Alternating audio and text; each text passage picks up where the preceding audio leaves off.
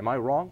I think to some extent that is incorrect. The Republicans I deal with, I think those Republicans you deal with. Well, there are some I think I would agree with, but by and large, the most Republicans I think on principle do not want to see the size of government just growing helter-skelter. As Dr. Poulson said, this is something that has kept our fiscal leverage here in Colorado for years now. We have not had the kind of fiscal crisis that we have in Colorado because of out-of-control spending. I think there are some people who want to, let's say, tweak Tabor a little bit. I'm not one of them, but I think Tabor has done its job. And it's the other mandates, I would say like Amendment 23, that mandates certain spending for K-12 education that is not flexible, that we really should be looking at. As you said, the Tabor part of it is pretty flexible, and we can go back to the voters and change those things. But Amendment 23, which divides up an ever-increasing budget for K-12 education, just gobbles up the rest of the budget, and we can't do anything about it. Put that in English. We've got two things working against each other. We've got Tabor, which says we're not going to let government grow faster than population plus inflation, roughly.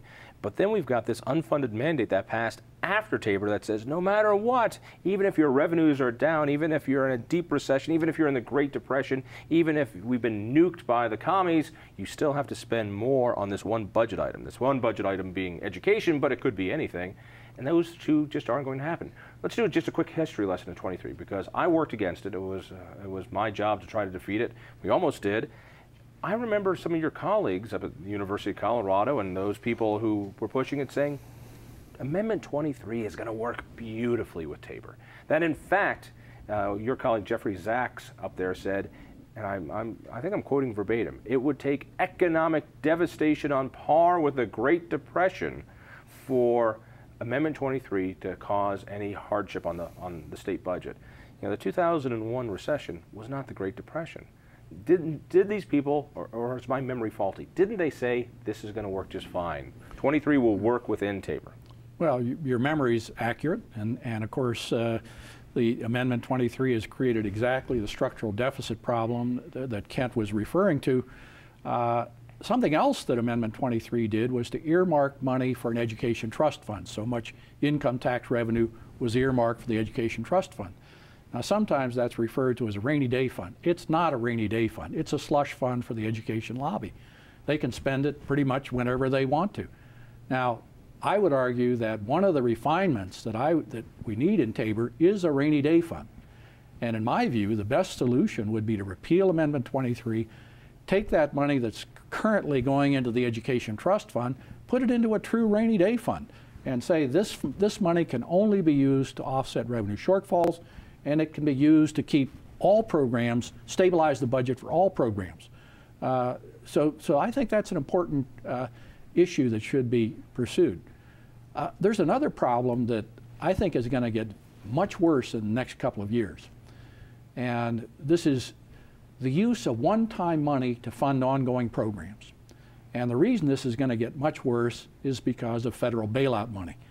And of course, a lot of that federal bailout money, $20 million, I think that's the figure I'm sorry, $200 million in federal bailout money for Colorado. A lot of that money is being used for ongoing programs like Medicaid. Okay, so what happens 2 years from now? The federal bailout money disappears. Now you've got the Medicaid budget up here, but now you don't have the funding to pay for that.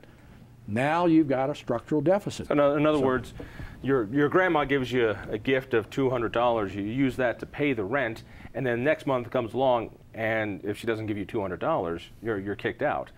Whereas if you make your rent by your job and you get $200 extra, you spend it on something, you put it into savings, you buy yourself a stereo or a TV, but that's not something that's going to repeat necessarily. Yeah.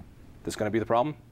Well, that problem, and I think the additional problem, is about the same time the referendum C so-called timeout will expire. So you have multiple things happening, different revenue streams that may be drying up about the same time. We also talked about Amendment 23 as an unfunded, well, as a mandate on the budget. We have other unfunded mandates from the federal government, both in terms of Medicaid, in terms of No Child Left Behind, a lot of those things that are mandating what we do with our state budget.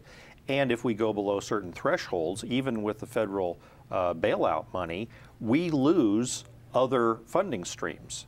So in a sense, the government of Colorado is being blackmailed by the federal government that unless you follow the policies we tell you to, we're not going to give you this other pot of money, and it's even going to be worse. That is not what the signers of the U.S. Constitution had in mind when they talked about states' rights. Let's talk about Referendum C. Now, mind you, I'm sure you're about this close to churning to reruns of Jake and the Fat Man, but this is the key part. Pay attention now. Referendum C is in effect. So when this commission that we're talking about, this Fiscal Stabilization Commission, comes together and talks about how do we solve this fiscal problem we have now, this problem of a shortfall, and everyone's going to scream, we got to destroy Tabor, either in tiny little bites or big bites. We need to destroy the taxpayer bill of rights. Then when the economy comes in, we can keep all this money. So tell me, with the shortfall we have now, the fight that we're dealing with, what these folks have to deal with, how much of that money, that shortfall, is caused because of Tabor? Zero. I want to ask you this again. I want to make this very clear. I know that Tabor is a villain, that Tabor's right there with you know, the media portrays it as Hitler. It's not Hitler. It's not even Mussolini. When I ask how much of this fiscal problem we have right now is caused by the taxpayer bill of rights, the taxpayer bill of rights have been lifted right now. It has nothing to do with it. Yeah, essentially what Ref C did was suspend the Tabor limit for 5 years. So the revenue shortfall at this point is caused entirely by the recession. Now, what I would argue is that if this commission were to have a positive input, what that commission should recommend is the state needs an entirely new approach to budgeting. The issue should be, how do you learn to live with a budget constraint? Here is a Tabor limit that says governments can grow at about the same rate as the private economy. Now, how do you learn to live with that? And Kent and I have talked about this before. What the state needs is priority budgeting. And I would argue one recommendation would be to get some non-bureaucrats involved in this process. Get some outside experts, as other states have, by the way, that have used priority budgeting. Get some experts from the private sector. Give me a definition of priority budgeting. Well, essentially, that's what we elect people to do, right? To here's your budget, set priorities. Which is what, by the way, let's think about this from the political reality. Right. Politicians, nothing personal, hate doing that because if you set priorities, it means you must say no to somebody. Now, if you got two lobbies coming at you, you got the police lobby who wants you to build a new